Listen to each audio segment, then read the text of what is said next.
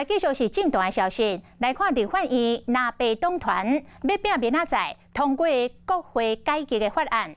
国民党的立委总是轮流来收眉，要来抢优先的排案权，避免着民进党团恶意来背角。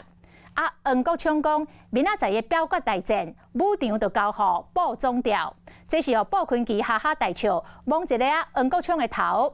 结果这个举动去予民进党的立委大大来口水，讲黄国昌啥物时阵变甲这柔顺咧？黄国昌回呛，讲这是人甲人之间趣味的互动，安怎嘛变做政治的攻击？真是够了，都是已经过分了。男儿立志在沙场，马个过十七号庄。金门罗振贤单独厅和国民党总调布坤基，加上身躯变老气，伫咧镜头前唱军歌点决心，替明仔载立法院表决大战总大声势。谢谢。这里是要吃民进党的。詹布坤基来加油赞声，搁送正鸡，要互徛踮伫咧机场头前的老匪挺身体。那国民党、民众党嘛同齐来。武场这种事情就交给傅昆萁总统。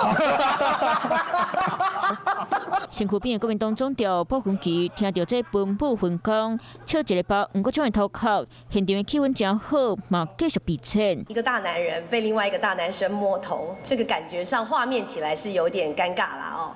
但是我当然是不知道说这个黄国昌委员为什么这么的柔顺啦哦。那个完全是人跟人之间非常幽默的一个互动，民主进步党都可以拿来做政治攻击。我真的觉得够了。那人甲人之间的交流，互摕来消遣，嘛传出要带伫立法院。这本正是民众党的想法，只是靠国民党抢先一步。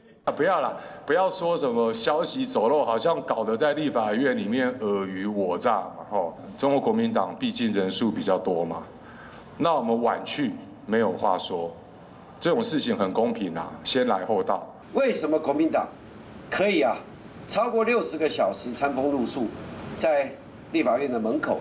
就是希望明天的议事能够一切的顺利。那南北有动作，拖出民进党会包围主席台内底坐，拜五表决战就也未开始，就已经闻到战会味。Hello， 我是林明瑞。想要抢先掌握最及时的新闻资讯吗？赶快订阅、按赞、开启小铃铛，锁定我们华视新闻的 YouTube 频道。